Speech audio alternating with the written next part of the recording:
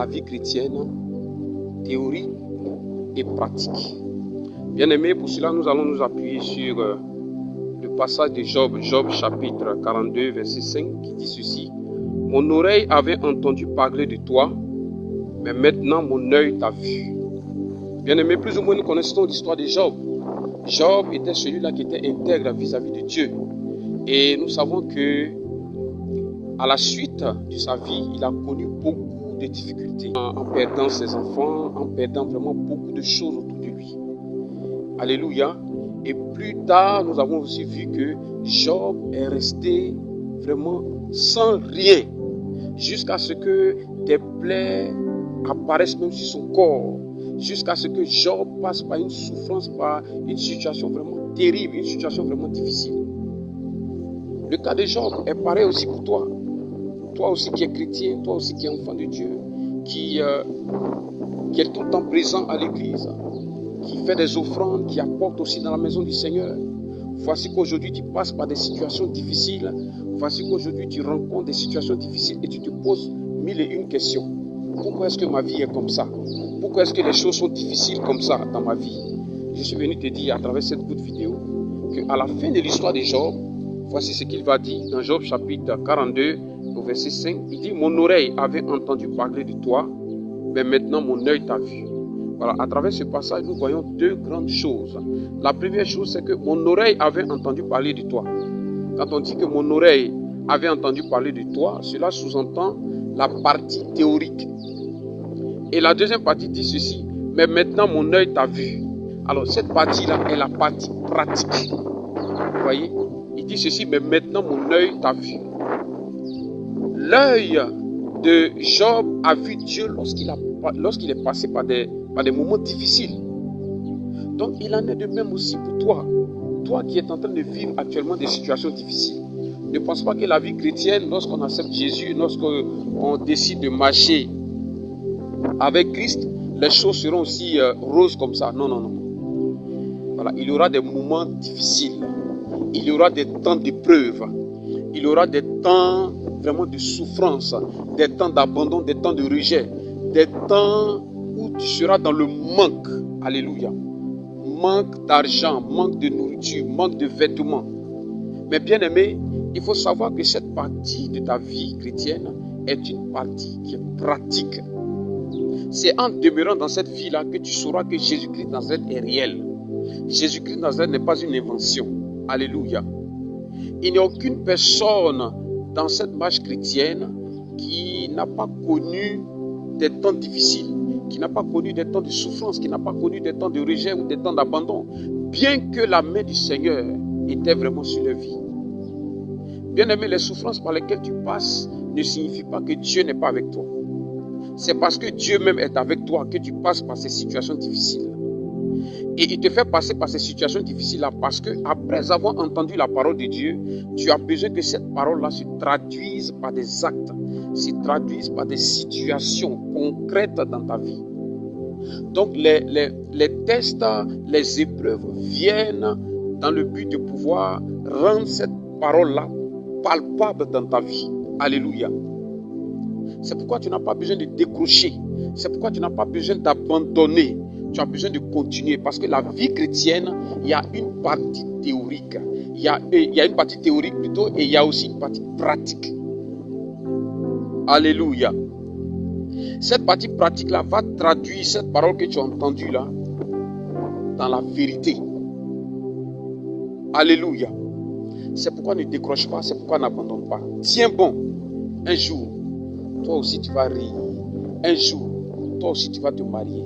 Laissez-moi vous dire que Dieu n'a jamais créé quelqu'un pour que cette personne reste dans sa situation sans toutefois obtenir une solution. Non. C'est parce que certaines personnes sont pressées. C'est parce que certaines personnes veulent voir les choses rapidement. Sinon, Dieu a prévu à chacun des choses glorieuses et des choses extraordinaires. Ce qui explique le but même de ton existence, c'est parce que Dieu s'est réservé de te donner de bonnes choses, mais dans son temps. Alléluia. C'est pourquoi n'abandonne pas, c'est pourquoi ne cède pas à la facilité. L'une des choses est d'entendre la parole de Dieu. Mais une autre chose aussi est de vivre la parole de Dieu. Une autre chose aussi est de pratiquer cette parole-là. Une autre chose aussi est que cette parole que tu as entendue là devienne une réalité dans ta vie. Cette parole-là passe maintenant à la phase pratique. Alléluia. Et dans cette phase pratique-là, souvent quand nous sommes au labo, qu'est-ce qu'on fait? Il y a des choses qu'on découpe, il y a des choses qu'on détruit d'abord, il y a des choses qu'on verse, il y a des choses qu'on blesse, il y a des choses qu'on dépièce.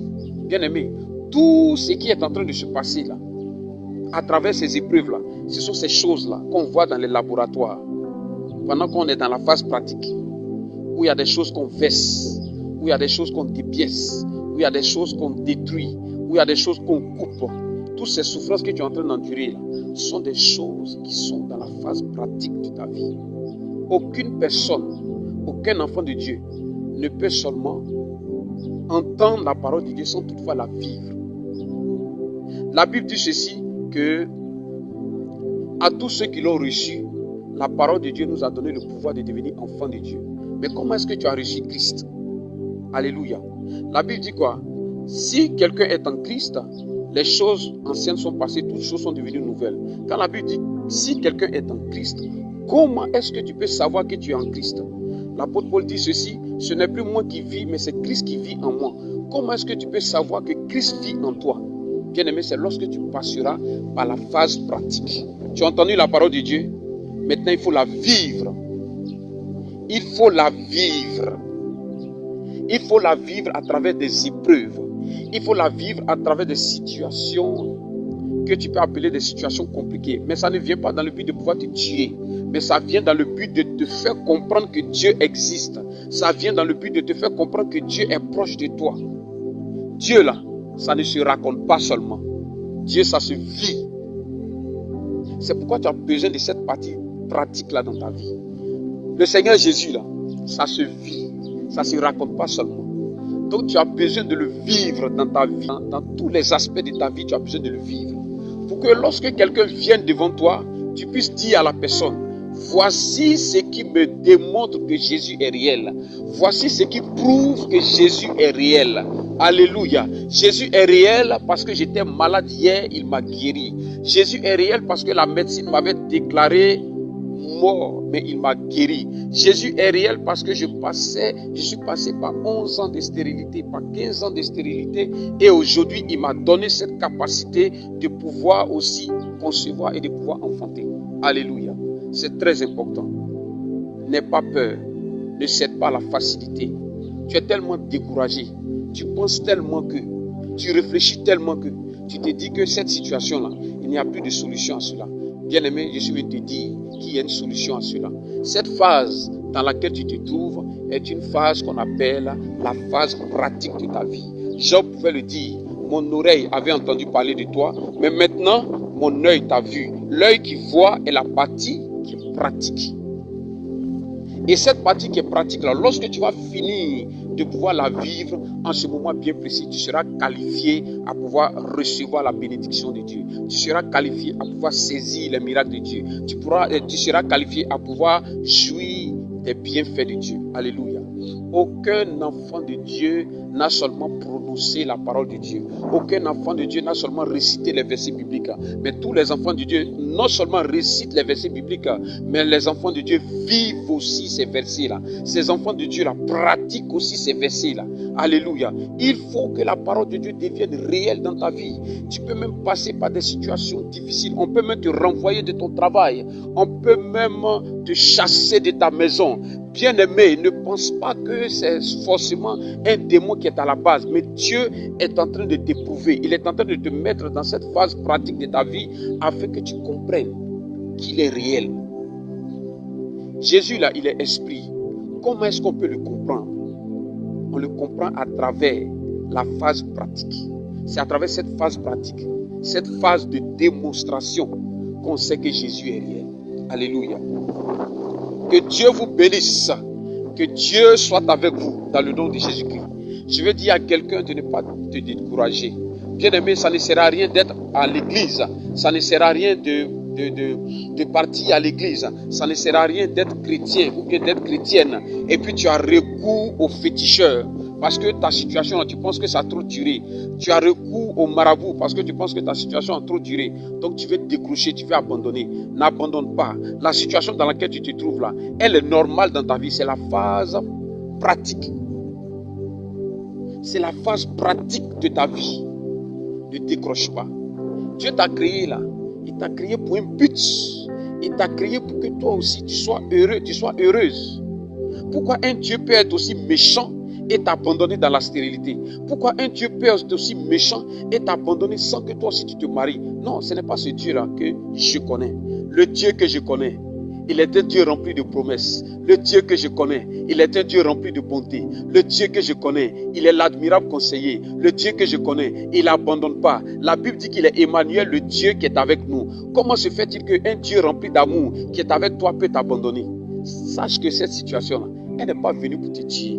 C'est une phase pratique. L'Éternel te montre combien de fois tu as besoin de ça pour pouvoir le comprendre encore davantage. Alléluia. La vie chrétienne ne se résume pas dans la récitation des versets bibliques. Mais la vie chrétienne, en plus d'avoir récité les versets bibliques, il y a une deuxième phase qui est la phase pratique. Tu as besoin de pratiquer cette parole. Tu as besoin de la vivre.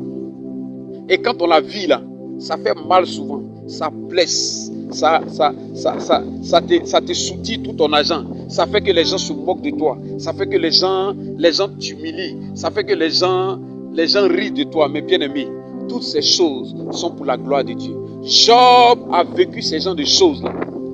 Mais à la fin de sa vie, il a été restauré. Tout ce qu'il a perdu là, il a eu le double de ça. Pour dire, regarde la vie de Job. Qu'est-ce que tu as perdu?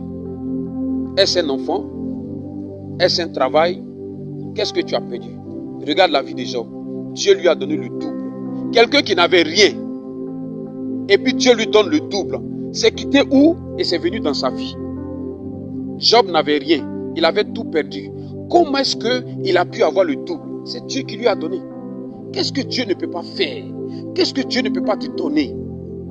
Et puis aujourd'hui, tu es découragé. Ta camarade est venue te voir. Oui, allons voir un féticheur. Allons voir un marabout. Tu es à l'église, tu as un pied à l'église et puis tu as encore un pied dehors. C'est toi qui vas encore voir les marabouts. C'est toi, tu as encore les talismans. C'est toi qui vas encore voir les féticheurs. Bien-aimé, je suis venu te dire, compte sur l'Éternel Dieu seul. Parce que ce que tu es en train de vivre là, c'est la phase pratique de ta vie. Toi aussi, tu auras un témoignage. De la Genèse jusqu'à l'Apocalypse, nous voyons que chaque enfant de Dieu a eu un témoignage. Mais les témoignages qu'ils ont eu là, c'est à travers des situations difficiles. Regarde un peu dans la Bible. Qui n'a pas connu des situations difficiles? Pour d'autres, c'est 1 an. Pour d'autres, c'est 2 ans. Pour d'autres, c'est 3 ans. Pour d'autres, c'est 5 ans. Pour d'autres, c'est 10 ans. Mais ils ont persévéré et puis ils ont vu la gloire de Dieu. Mais pourquoi toi, tu veux abandonner? Alléluia. Tiens bon. Tiens bon et n'abandonne pas. Je t'assure que tu verras la gloire de Dieu. Ça ne va même pas dépendre de toi. Ça ne va même pas dépendre d'une onction particulière. Mais ça dépendra de ton Dieu qui t'a créé avec des promesses. Ça dépendra de ton Dieu qui t'a créé avec amour. Ça dépendra de ton Dieu qui t'a créé et qui sait te donner, qui saura te donner ce qu'il faut au temps convenable. Que Dieu te bénisse. Que Dieu te bénisse. Écoute-moi bien. Ton miracle n'est plus loin. Écoute-moi bien. Ton miracle n'est plus loin. Écoute-moi bien. Ton miracle n'est plus loin. Ne pars pas voir les féticheurs. Ne pars pas voir les marabouts. Compte sur l'Éternel, Dieu seul, et tu verras sa gloire. Que Dieu vous bénisse. Shalom, shalom, shalom. Amen.